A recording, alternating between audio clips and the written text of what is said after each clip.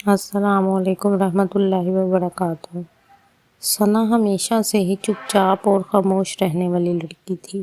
وہ جب بھی میرے پاس پارہ پڑھنے کے لیے آتی، اس کا رویہ سب سے الگ ہوتا۔ گویا عمر میں اس کی بہت کمی تھی، لیکن باتوں سے وہ بہت سمجھدار لگتی تھی۔ مجھے وہ بہت اچھی لگتی تھی، بہت خوبصورت۔ اس کی آنکھوں کا رنگ سبز تھا۔ سب کہتے تھے جب سب بڑی ہو جائے گی سب سے تو بہت ہی زیادہ خوبصورت ہوگی۔ مرد اس کی زندگی میں آئے گا وہ بہت خوش قسمت ہوگا، اسے ایک خوبصورت لڑکی نصیب ہوگی۔ میں انمول کو ہمیشہ ہی زیادہ نوٹ کرتی تھی، سمجھتی تھی کہ وہ عمر سے زیادہ بڑی ہے اور سمجھدار ہے، کیونکہ اس کے پیچھے کوئی ایسی وجہ تو نہیں جس کو جان کر مجھے افسوس ہو۔ ماں باپ اس پہ کوئی ظلم تو نہیں کرتے، لیکن ایسی کوئی بات نہیں تھی۔ وہ آج میں نے اسے ایسی حرکت کرتے ہوئے دیکھا کہ میں حیران رہ گئی۔ جب میں اس کے پاس گئی تو میں نے اس کے منہ پہ تھپڑ دے مارا۔ میں نے کہا، تمہیں شرم نہیں آتی؟ خود کے ساتھ یہ سب تم کیا سیکھ رہی ہو؟ میں نے کہا کہ نکلو، اسے اپنے کپڑوں کے اندر سے نکالو، لیکن جب اس نے وہ چیز اپنے کپڑوں کے اندر سے نہیں نکالی اور میں نے اس کے پیٹ پہ ہاتھ لگایا تو میں حیران رہ گئی۔ میں 2 قدم پیچھے جا گری، کیونکہ میرے سامنے بیٹھی وہ کم عمر لڑکی اس وقت وہ پورے میرا نام ماریہ ہے۔ میری شادی ایک بہت ہی بڑی عمر کے آدمی سے کروا دی گئی تھی، ایک باپردہ اور اچھے خاندان کی لڑکی تھی۔ میں نے قرآن حفظ کیا تھا اور آگے بچیوں کو بھی قرآن پڑھا رہی تھی۔ میری زندگی میں کوئی اچھا شخص آئے گا، کیونکہ میں نے کبھی کسی کے ساتھ برا نہیں کیا۔ میرے ماں باپ پہ بہت قرضہ تھا اور انہوں نے وہ قرضہ اتارنے کے لیے میری شادی کروا دی۔ میرے شوہر کی عمر میں میری عمر میں 23 سال کا فرق تھا۔ میرا شوہر بوڑھا تھا، دیکھنے میں دبلا پتلا تھا تو زیادہ بوڑھا نہیں لگتا تھا، لیکن یہ کہ اس کی حرکتیں بھی بہت بری تھیں۔ وہ ہر آتی جاتی عورت کو دیکھتا اپنی آنکھیں ادھر ادھر گھماتا۔ میرا اسلام اور دین پڑھنے کا کیا فائدہ کہ اس کو بھی نہ سمجھا سکی۔ جب بڑی عمر کے مرد کو چھوٹی عمر کی لڑکی مل جاتی ہے تو وہ اس کا بہت خیال رکھتا ہے، اس سے بہت پیار کرتا ہے، اسے اپنے ہاتھ کا چھالا بنا کے رکھتا ہے۔ لیکن یہاں پہ تو سسٹم ہی الٹا تھا۔ میرا شوہر مجھ پہ بہت ظلم کرتا، مجھے اپنا ہر ٹائم پابندیوں میں رکھتا۔ سر پہ سسرال کا کوئی بوجھ نہیں تھا۔ میرے شوہر کی عمر اتنی تھی کہ اس کے ماں باپ تو اس دنیا سے جا چکے تھے، بہن بھائی بھی اپنے جوان بچے لے کر اپنے اپنے گھروں میں علیحدہ رہتے تھے، تو ہمیں ایک مناسب جگہ مل گئی کہ یہ ایک اچھی فیملی کے ساتھ ہم لوگ رہتے تھے، اور ان کی ایک بیٹی تھی جس کا نام ثنا تھا۔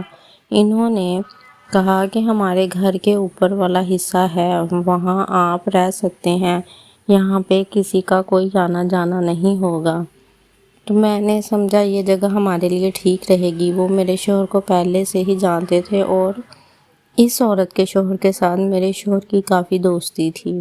یہ ایک ایسی جگہ پہ کام کرتے تھے، اسی لیے ان کا کہنا تھا بس ایک گھر میں ایک خاندان کی طرح رہ لیں گے، نہ آپ ہمیں معلوم میں بلائیے گا اور نہ ہم آپ کے معاملوں میں بولیں گے۔ کرایہ بھی انہوں نے زیادہ نہیں بتایا تھا۔ ہم لوگوں نے کہا ٹھیک ہے، اور یوں میں ثنا کی امی اور ابو کے ساتھ ان کے گھر کے اوپر والے حصے میں رہنے لگی۔ اپنے شوہر کی بہت منتیں کی، بہت سمجھایا، دل نہیں لگتا میرا، اسی لیے مجھے چھوٹا سا مدرسہ کھولنے دیں۔ جب کہیں جا کے وہ مان گئے کہ ثنا کی امی نے بھی کہا کہ ہاں آپ بے شک مدرسہ کھولیں، ہمیں کوئی مسئلہ نہیں ہے، یہ تو اچھی بات ہے، ہو سکتا ہے آپ کے حوالے سے ہمیں بھی تھوڑا ثواب مل جائے۔ میرے پاس محلے کی 20-25 لڑکیاں آرام سے آ جاتی تھیں۔ میرے شوہر نے کہا صرف لڑکیوں کے لیے ہی مدرسہ بنانا، لڑکے نہیں آئیں گے تو قرآن کی تعلیم دینی تھی، کیونکہ میرا سارا سکون اب انہی چیزوں میں رہ گیا تھا۔ میرے شوہر سے مجھے کوئی سکون نہیں ملتا، مجھے کسی چیز کی طرح رکھا ہوا تھا گھر میں، جب ضرورت پڑی تو پاس بلا لیا، ورنہ کونے میں پڑی رہے، کوئی فائدہ نہ کوئی نقصان۔ اس کے گھر کے کام ہو جاتے تھے، کھانا بنا لیتی تھی، کپڑے استری کر دیتی تھی، اسے مجھے سے کوئی مطلب نہیں تھا۔ شاید اس نے شادی کے لیے اس کے بڑھاپے میں اکیلا خوار نہ ہو، اس بہن بھائیوں نے تو اسے 4-4 5-5 مہینے گھر رکھا اور اس کے بعد ہاتھ جوڑ دیے اور ہمارے پاس اور پیسے نہیں تمہیں برداشت کرنے کے، اپنی بیوی کو لو اور چلے جاؤ۔ میرے شوہر کے واقعی بہت نخرے تھے۔ اس کا نام یاسر تھا۔ اس کو اپنے کپڑے صاف ستھرے چاہیے ہوتے تھے، جوتے، رومال، ٹوپی، سب کچھ صاف ستھرا، کھانا وقت پہ ملے، گرما گرم، ہر چیز پہ اس کے نخرے تھے۔ آدھی چیزوں سے اس کا مسئلہ حل نہیں ہوتا تھا، اس کی عمر کا تقاضا تھا، اسی لیے بس جو اس کو پسند ہوتا گھر میں وہی بنتا تھا۔ میں صبر شکر کر کر کھا لیتی۔ جب میرے سامنے یہ بولتے یا کوئی قرضے والے میرے ابو کے گھر آتے تو یہ مجھے طعنے دیتے تھے، کبھی کبھی فون پہ بات کرتے، اگر میں دل کی کوئی بات کرنا چاہتی تو کہتے کہ بیٹا سب کے ساتھ ہی ایسے ہوتا ہے، زندگی ایسی ہی ہوتی ہے، شادی کوئی مذاق نہیں ہے۔ میں بھی خاموش ہو جاتی، مجھے ان سے شاید بات بھی نہیں کرنی چاہیے تھی، لیکن ماں باپ تھے، دل تو تنگ ہو جاتا ہے۔ اللہ نے مجھے اولاد بھی نہیں دی تھی، شادی کو 5 سال ہو چکے تھے۔ سوچا تھا کہ ایک اولاد ہو جاتی تو میری زندگی میں کوئی تو خوشی آ جاتی، میرا دل اس کی طرف لگ جاتا، لیکن جو میرے شوہر کے حالات تھے مجھے نہیں لگتا تھا میرے ہاں اولاد ہونے والی ہے۔ ہمارے گھر کے سامنے والے گھر میں بھی ایک بہت اچھی فیملی رہتی تھی، ان کے گھر سے 2 لڑکیاں میرے پاس پڑھنے کے لیے آتی۔ ایک دن ان کی ماں آئی، اس نے کہا کہ میری بیٹیوں کا آپ نے خاص خیال رکھنا ہے، ہم نے گھر میں ان کو کبھی نہیں مارا۔ جو لوگ سپارہ پڑھانے وغیرہ آتے تھے مارتے بھی تھے۔ میں نے کہا نہیں، میں لڑکیوں کو نہیں مارتی۔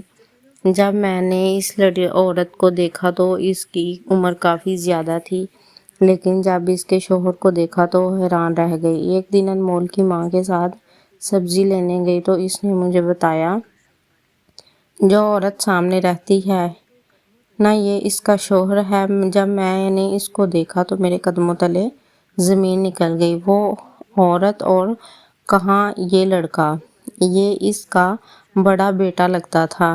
آپ کو کوئی غلط فہمی ہوئی ہے، شاید اس کا بیٹا ہے۔ ثنا کی ماں بھی ساتھ تھی، تو یہاں پہ 20 سال سے رہ رہی ہوں، میری تو جوانی بھی یہیں گزری، بچپن بھی، میری شادی بھی اسی محلے میں ہو کر میں یہاں پہ آئی، اسی کا شوہر ہے۔ یہ کیسی بے جوڑ شادی ہے؟ اس نے کہا تمہاری شادی بھی تو بے جوڑ ہے۔ میں نے کہا ہاں، میری شادی کا بھی یہی حال ہے، لیکن مرد بڑا ہو تو کوئی اتنا زیادہ سوال نہیں جواب کرتا، لیکن عورت بڑی ہو تو زمانہ جینے نہیں دیتا۔ اس نے کہا ان کے ساتھ بھی یہی حال ہے، لیکن دونوں میں محبت بہت زیادہ ہے، کسی کی بات کی پرواہ نہیں کرتے۔ میں نے کہا یہ بات تو آپ کی سچ ہے، اگر شادی بے جوڑ ہو لیکن محبت تو زندگی گزر جاتی ہے، لیکن یہاں تو نہ محبت ہے نہ ہی جوڑ ہے۔ ثنا کی ماں مجھے ہمیشہ تسلی دیتی، وہ بہت اچھی عورت تھی، اس نے اپنی بیٹی کی تربیت بھی اچھی طریقے سے کی تھی۔ ایسا نہیں تھا کہ وہ لڑکی شرارت کرتی، ادھر ادھر بھاگتی، محلے میں نکلتی، دوپٹہ ہمیشہ اس کے سر پر ہوتا، روز پڑھنے آتی، روز اچھے طریقے سے سبق یاد کرتی، کبھی کبھی میرے گھر کے کام کرنے کی کوشش کرتی۔ میں کہتی کہ نہیں کرو تو کہتی نہیں، آپ اکیلی ہیں اور استاد تو ماں باپ کی جگہ ہوتے ہیں، اگر آپ کے گھر کا کام نہیں کروں گی تو مجھے آپ کا اسٹوڈنٹ نہیں بننا، مجھے بھی کچھ نیکیاں کرنے دے گی۔ گھر میں رہتے تھے، کبھی کبھی آ جاتی تو کوئی چیز لے کر میں بھی اسے کچھ پیسے دے دیتی، جا کر کچھ کھا لینا، کوئی اچھی چیز بناتی تو اس کے لیے ضرور بھیجتی تھی۔ لیکن ایک دن بڑا ہی عجیب معاملہ ہوا، اس کے گھر والے شادی میں جا رہے تھے، انہوں نے کہا میں ثنا کو اپنے پاس رکھ لوں، میں مان گئی۔ میں نے کہا ہاں میرے پاس تو یہ بہت خوش رہتی ہے۔ میں رات کو دوسرے کمرے میں اس کے ساتھ سو گئی۔ میرے شوہر کو اس بات سے مسئلہ ہوا تو میں نے ان سے کہا کہ ایک رات کی بات ہے، صبح ثنا کو ناشتہ بنا کے دیا، لیکن جب وہ ناشتہ کر رہی تھی تو اس کو الٹی آ گئی۔ میں نے کہا یہ کیا بات ہے؟ تو کہنے لگی میرے پیٹ میں بہت درد ہے، ہم لوگوں نے بھی رات کو پیزا منگوا کے کھایا تھا، شاید اس کے لیے پیٹ میں درد تھا۔ میں نے کہا اپنی امی کو نہیں بتانا ورنہ پھر وہ تمہیں یہاں نہیں بھیجیں گی۔ اس نے کہا میں نہیں بتاؤں گی۔ میں نے اسے پیٹ درد کی دوا دی۔ امی نے شادی میں جانا تھا، رات وہیں پہ رہنا تھا۔ شادی دوسرے شہر میں تھی، لیکن اگلی رات سے پہلے وہ واپس آ گئیں۔ میں نے ان کی بیٹی ان کے حوالے کر دی۔ ابھی کچھ ہی دن گزرے تھے کہ انمول کی حرکتیں میں مجھے کچھ تبدیلی محسوس ہو رہی تھی۔ آج کل اس کا چہرہ بالکل پیلا رہتا، وہ بہت بیمار بھی رہتی۔ کیوں؟ کبھی پیٹ درد ہو گیا، کبھی الٹی۔ ایک دن تو ایسا ہوا کہ وہ زیادہ ہی بیمار ہو گئی۔ رات کے ٹائم اسے ڈاکٹر کے پاس لے گئے۔ صبح اس کو پوچھنے کے لیے گئی تو اس کی ماں نے کہا الٹی سیدھی چیزیں جو کھاتی رہتی ہے، بڑی ہو رہی ہے نا، اسی لیے ایسا تو ہوتا ہے۔ میں نے کہا ہاں، بلوغت آ رہی ہے تو تھوڑی بہت جسمانی تبدیلی بھی آتی ہے۔ آپ پریشان نہیں ہوں، سب کچھ نارمل ہے۔ 1.5 مہینہ اسی طرح گزر گیا۔ ثنا کے پیچھے تو جیسے بیماریاں ہی پڑ گئیں، لیکن پھر بھی وہ چلتی پھرتی۔ اس کی ماں کہتی بچہ بیمار ہے اور اسے بیماریوں کی طرح ایک جگہ بٹھا دو تو وہ بیمار ہو جاتا ہے، اسی لیے اگر کوئی بیماری ہے تو چلنے پھرنے دو، پھر وہ ٹھیک ہو جائے گی۔ گھر کے کاموں میں لگ کے ادھر ادھر پھر ان کی بیماری کے بارے میں بھول جاتی ہے۔ مجھے کہنے لگی کہ جب میں نے اسے وہ پیزا کھلایا نا تب سے میری طبیعت خراب ہوئی، یا آئندہ میں کبھی پیزا نہیں کھاؤں گی۔ اس بات پہ میں حیران ہو گئی۔ میں نے کہا ابھی بھی تو پیزے کو کھائے ہو 2 مہینے ہوئے ہیں، ابھی تھوڑی وہ پیزا تمہارے پیٹ میں ہے۔ پریشان نہیں ہو، ٹھیک ہو جاؤ گی۔ کبھی کبھی ہوتا ہے، بیماری پیچھے پڑ جاتی ہے۔ میرے ساتھ بھی ایسے پہلے ہو چکا ہے۔ سامنے والی عورت جس کی 2 بیٹیاں میرے پاس پڑھتی تھی، وہ جس کا شوہر بہت جوان تھا، اس کا نام ریحانہ تھا۔ اس کے ہاں پھر سے امید تھی اور میرے ہاں ابھی تک کوئی امید نہیں تھی۔ اس کو دیکھ دیکھ کر مجھے رشک آتا تھا۔ اس کا شوہر بے حد خوبصورت، اور وہ بتاتی کہ وہ بہت اچھا انسان ہے۔ کبھی کبھی گھر آ جاتی تو سلام دعا، کبھی کبھی چائے پہ بات چیت ہو جاتی۔ آج کل اس کا پیٹ بھرنے لگا اور وہ اپنے پیٹ کو چھپاتی بھی نہیں تھی۔ ایک دن میں نے اسے کہا کہ تم کھلے کپڑے پہنا کرو، پھر کبھی بڑی سی چادر لے لیا کرو۔ تو اپنی بیٹیاں چھوٹی ہیں اور محلے میں بھی آنا جانا کافی لوگوں کا ہے۔ اس نے کہا یہ تو عورت کا غرور ہوتا ہے، اس کے ہاں اولاد ہونے والی ہے، بھلا میں اس کو کیوں چھپاؤں؟ جانے کیوں مجھے ایسا لگا جیسے وہ مجھے طعنے دے رہی ہے، لیکن پھر میں نے سوچا کہ اس کے میرے ساتھ کون سی دشمنی ہے جو مجھے طعنے دے گی۔ میں نے کہا لیکن نظر بھی لگ جاتی ہے۔ کہنے لگی توبہ توبہ، اللہ بری نظر سے بچائے۔ آج کل تو ہر دوسرے گھر کی یہی کہانی ہے، کسی کے ہاں اولاد نہیں تو کسی کی اولاد پیدا ہو جانے کے لیے سب مرتے ہیں۔ میرے ہاں تو 7 سال میں یہ تیسری اولاد ہے۔ اس دفعہ میرے ہاں بیٹا ہونے والا ہے، میں نے پتہ بھی کروایا ہے۔ میں نے کہا اللہ تمہارے بیٹے کو صحت دے۔ اس نے مجھے اپنے شوہر کے بارے میں بتانا شروع کر دیا۔ روز میرے لیے پھول لے کر آتا ہے، میری سالگرہ ہو، عید ہو، تہوار ہو، مجھے اس کے لیے تحفے دیتا ہے۔ سب حیران ہو جاتے ہیں۔ کبھی کبھی لوگ اس کو کوئی بات کر دیں تو لڑنے مرنے پہ اتر آتے ہیں۔ کہتا ہے کہ میری بیوی کے بارے میں کوئی بات نہ کی جائے۔ میں بڑی حیران ہوتی تھی۔ میں نے ثنا کی ماں سے یہ ساری باتیں کی تو اس نے کہا دیکھو سکھی، یہ دونوں کتنے سکھی ہیں، اچھے لوگ ہیں۔ دراصل اس کے باپ بہت زیادہ امیر ہیں۔ جس گھر میں یہ رہتی ہے وہ بھی اس کے باپ کا ہے۔ اس گھر کے سارے خرچے بھی اس کا باپ اٹھاتا ہے۔ شاید اسی لیے اس کا شوہر اس کے اتنے ناز نخرے اٹھاتا ہے۔ میں نے کہا اگر اتنے ناز اس لیے بھی اٹھاتا ہے تو کیا وہ یہ نہیں سوچتا کہ وہ کتنا جوان ہے اور یہ ایک اڈھیڑ عمر کی عورت ہے، اس کا وزن بھی بہت زیادہ ہے۔ ثنا کی ماں کہنے لگی کچھ لوگ نہیں سوچتے پیسے کے لالچ میں، لیکن ہمارے حصے میں تو اندھی محبت بھی نہ آئی، ہم تو آنکھوں کے ساتھ نظر بھی نہیں آ سکتے۔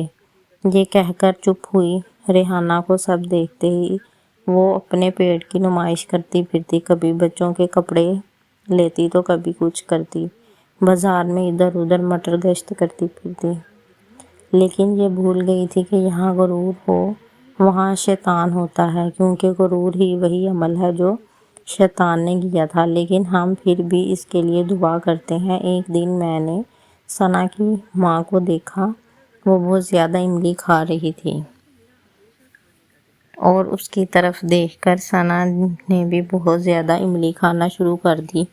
میں نے سوچا ایسی عمر میں ہوتا ہے، لیکن کم کھایا کرو، تم بیمار ہو پہلے ہی اور بیمار ہو جاؤ گی۔ اس کے بعد میں جانے کیا ہوا کہ ثنا کی ماں نے اسے میرے پاس بھیجنا چھوڑ دیا۔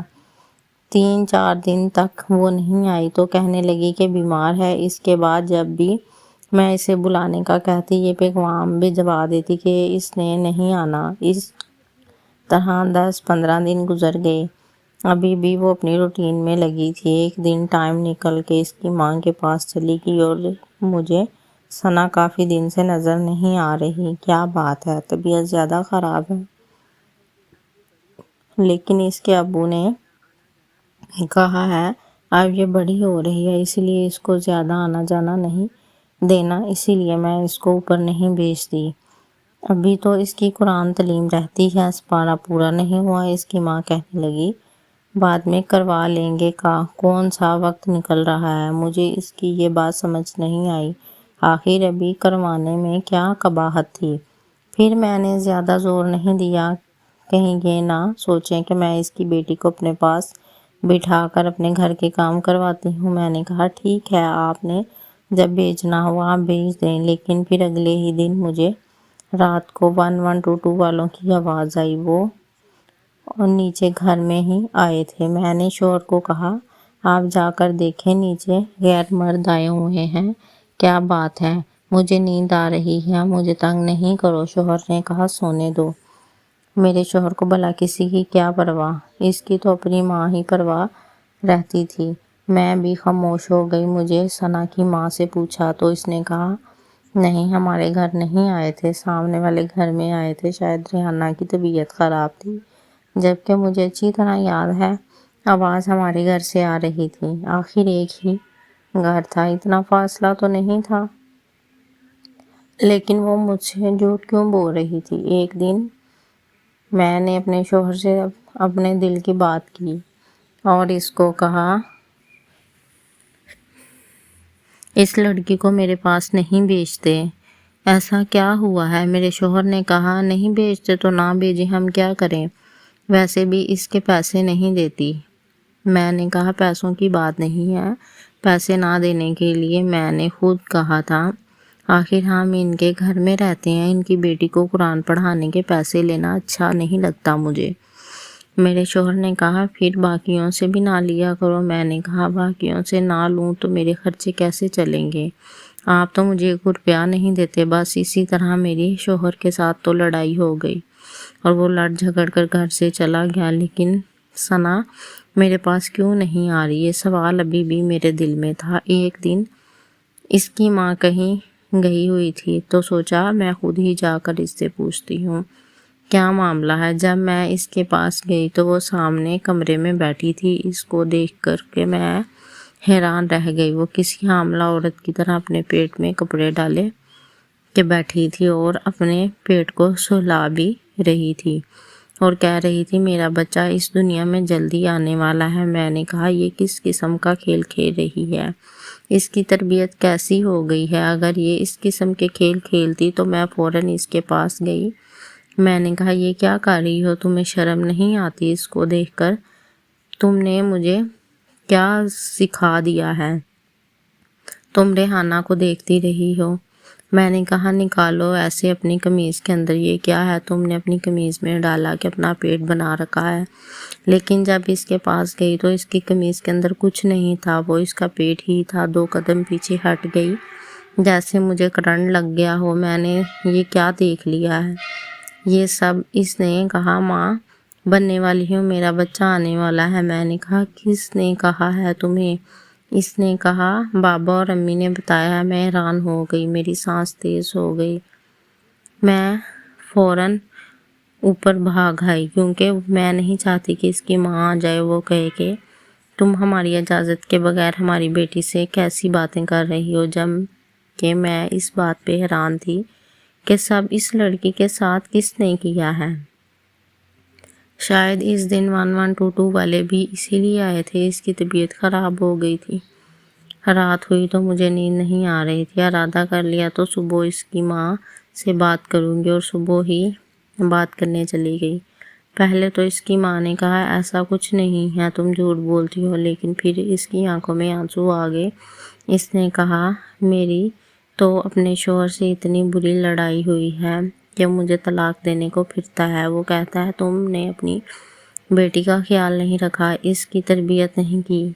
اس نے کہا منہ کالا کیا ہے، پر سوچو کیا ایسا ہو سکتا ہے؟ میں نے کہا نہیں ایسا تو نہیں ہو سکتا، ثنا اچھی لڑکی نہیں ہے، یہ کچھ اس کے ساتھ ضرور غلط ہوا ہے، اس کو خود پتہ نہیں کب اور کس نے کیا، لیکن مجھے ایسا لگتا ہے یہ معاملات اس دن کے ہیں جب میں اس کی ماں اس کو شادی پہ چھوڑ کے گئی۔ اس بات کو 4 مہینے ہو تو ہی گئے ہیں۔ اس کے بعد سے ہی اس کی طبیعت خراب ہونے لگی، لیکن وہ تو تمہارے پاس تھی۔ ہاں میں تم سے جواب نہ مانگوں تو اور کس سے مانگوں؟ میں بڑی پریشان ہو گئی۔ میں نے کہا تم مجھ سے کیا جواب مانگو گی؟ مجھے تو پہلے شک تھا اپنے شوہر پہ ہی لگتا ہے، اسی نے یہ حرکت کی ہے، اسی کو اس عمر میں سکون نہیں، آتی جاتی عورتوں کو دیکھتا ہے۔ اگر ایسا ہوا تو پھر تمہاری طلاق ہو نہ، لیکن میری ہو جائے گی، کیونکہ یہ تو وہ مجھے طلاق دے گا اور پھر یہ اس کو چھوڑ دے گا۔ ہم دونوں عورتیں بہت جذباتی ہو گئیں، عجیب باتیں کرنے لگی۔ ایسا نہیں ہوتا، کیونکہ شوہر کے 1000 گالیاں سننے کے بعد بھی برداشت کرنی پڑتی ہیں۔ ہم اتنی جلدی کوئی فیصلہ نہیں کر سکتے، لیکن جو ثنا کے ساتھ ہوا بہت برا تھا۔ اس کی حالت بہت عجیب سی تھی، اسے معلوم نہ تھا اس کے ساتھ کیا ہوا ہے، اس لیے وہ ان ساری چیزوں کو نارمل سمجھ رہی تھی۔ وہ ریحانہ کی طرح اپنے پیٹ پہ ہاتھ لگاتی اور کہتی یہ تو میرا غرور ہے، یہ اسے کیا پتا یہ سب کیا ہے، اس لیے اس کی ماں نے اسے ایک کمرے میں قید کر دیا۔ ثنا تو کسی جھوٹ بھی نہیں بول سکتی تھی، اس کے ساتھ ایسا کچھ نہیں ہے۔ اس نے تو یہ کہنا تھا کہ ہاں ماں بننے والی ہوں۔ شاید اسے بچوں سے بہت پیار تھا، بچوں کا بہت شوق تھا۔ اس عمر میں ایسا ہوتا ہے، لڑکیاں چھوٹے بچوں کو بہت پیار کرتی ہیں۔ اس کی ماں نے کہا میرے شوہر نے مجھے کہا ہے یہ سب تمہاری وجہ سے ہوا ہے، اگلے ہفتے اس کی سیٹ ہے، اس نے کچھ لوگوں سے ادھار لیا ہے، اب وہ باہر کے ملک جا رہا ہے۔ وہ کہتا ہے یہاں پہ گزارا نہیں ہوتا، لیکن میں پیچھے اکیلی رہ جاؤں گی، میں کیا کروں؟ اپنے شوہر پہ ہی شک تھا، اور میں نے اپنے شوہر سے جا کر یہ سوال کر لیا۔ جب میں نے اسے یہ بات کی تو وہ حیران رہ گیا۔ مجھے لگا کہ وہ اگر غلطی پہ ہوگا تو مجھے باتیں سنائے گا، میرے ساتھ جھگڑا کرے گا، لیکن اس نے ایسا نہیں کیا۔ کہا کہ یہ کیا ہو گیا، رو کیوں رہے ہو؟ مجھے اتنی تکلیف دی، کبھی میری تکلیف پہ نہیں روئے، اب خود پہ الزام لگ گیا ہے تو رو رہے ہو؟ اس نے کہا کہ میں اس بات پہ رو رہا ہوں کس نے اس کے ساتھ یہ حرکت کی ہے، میں تو ایسا سوچ بھی نہیں سکتا، اور تمہاری سوچ اور الزام پہ مجھے افسوس ہے۔ ظاہر ہے تم تو میرے بارے میں ایسا سوچو گی ہی، لیکن میں نے یہ نہیں کیا، شادی کی ہے نہ نکاح کیا ہے، تم سے مانو کہ کم عمر ہو، لیکن نکاح تو کر کے لایا ہوں نا، دوسری عورتوں کو دیکھ لیتا ہوں، لیکن ایسا گناہ نہیں کیا۔ اب اس شخص کو تلاش کرنے میں جس نے یہ سب کچھ کیا ہے میں تمہاری مدد کروں گا۔ یہ سب اس کو تلاش کرنے میں لگ گئے، ہاتھ جوڑ کے باہر کے ملک چلا گیا۔